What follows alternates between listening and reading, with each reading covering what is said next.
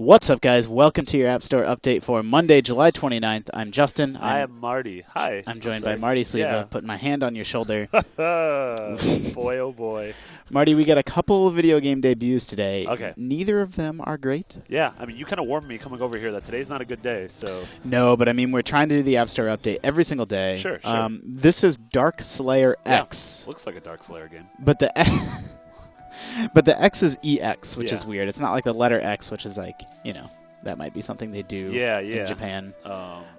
It's an action RPG. Okay. Doesn't look terrible. No, I don't know. I mean, I guess it's not like terrible.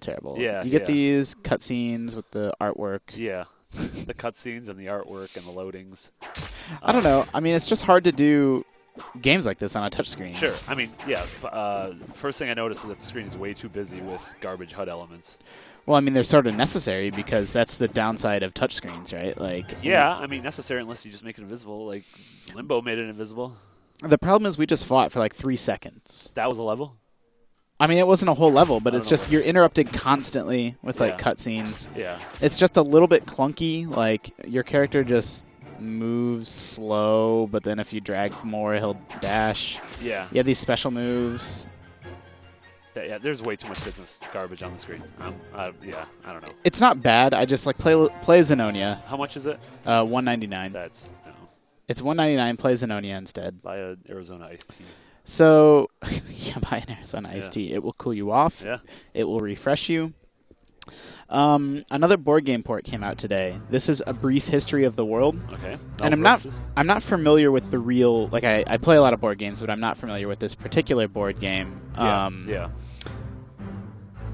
Let's just go. Should these actual historical figures have large dice that they throw at each other? That's how they settled arguments. I see Julius Caesar and Alexander the Great. Did they actually throw dice at each other? Were they even alive in remotely the same time? Oh, I mean, definitely them and Genghis Khan were chilling. Okay. In this strange view of the world.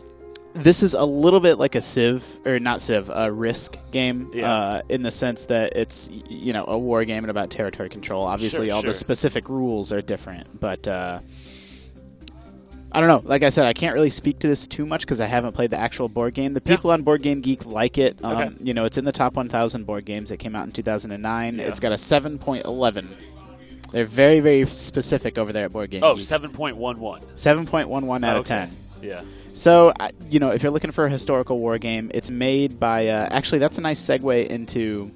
How much was that game, really quick? A Brief History of the World is... How many shekels? How many shekels is it? $2.99. Okay, that's 300 shekels. So, what's more interesting... Oh, Codito Development. Okay. Now, what's interesting about them is they've done all kinds of board game ports. All these ones that you see here, they did Tikal. Ooh, lots of segues here. Yeah. Upside Down Grass game.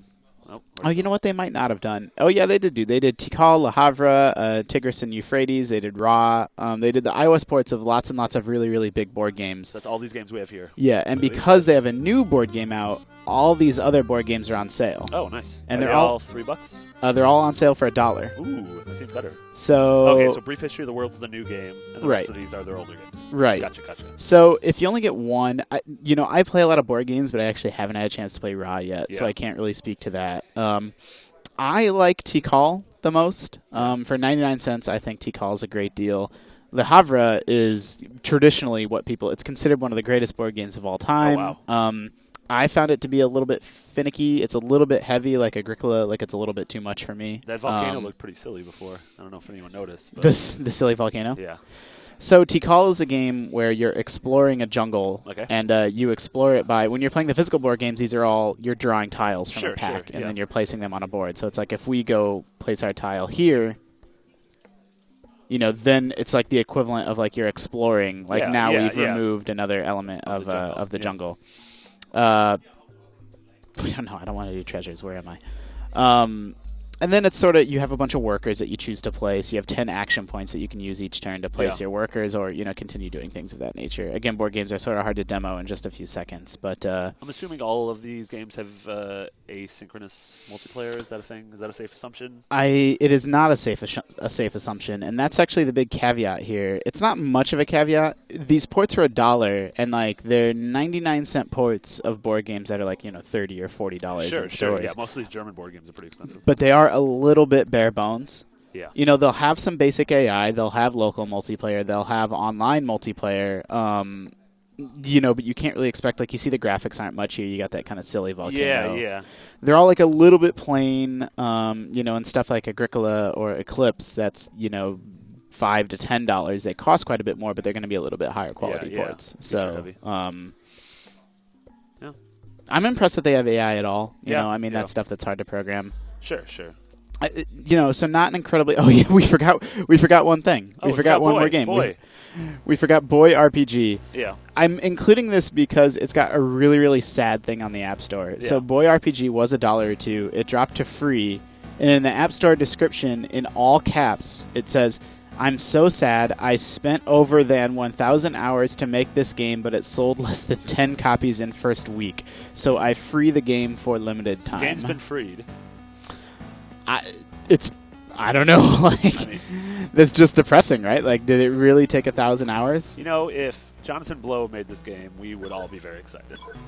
Well, yeah. I mean, if Miyamoto made this game, we'd also be really excited. Yeah. If Jonathan Blow made this game, it also wouldn't look like this. I did not mean that as a slight on Jonathan Blow. I love Braid. I'm very excited for Witness, and I'm very excited for Boy. Whoa! What are we fighting? What is that? It's like a little wind-up whale with lipstick. Yeah. The battle system is actually, it's not great, but it's the one thing that I'm sort of like, well, that's a little bit interesting. Okay, I'm gonna be honest. I'm a huge fan of the music, but like you mentioned before, it's probably stolen. I mean, I'm assuming so. Maybe that's not being very generous, but like, what are the odds that someone could be like a good composer and, you know, be able to make a video game themselves? Pretty high. The way this battle system works, by the way, is you choose like an attack card, you choose a couple of cards, and then that determines, you know, what your stats are going to be. And then they're like playing blind at the top, and you don't know what cards they're going to pick. You're shaking your head no? My head. No, but Boy quickly got me sad. I'm sad like Boy is now. I know. I don't know. Boy is free. Boy is Hurry to School. That's the name of the subtitle, Hurry to School.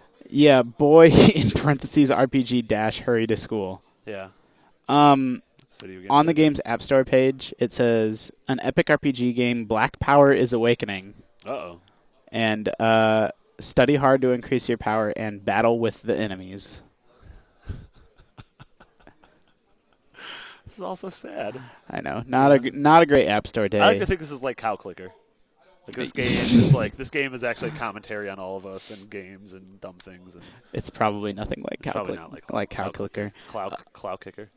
So board games might not look flashy. They might not demo well, you know, in a short video form, but they're actually great for iPhone and iPad. They're great for, you know, start a game with some AI, shut it down, pick it back up on your train ride home. Yeah. La Havre, Tikal are great. People say nice things about Tigris and Euphrates and Rob, but I haven't played them. Yeah. So, you know, pick up some $1 board games, people. Or just watch the newsroom.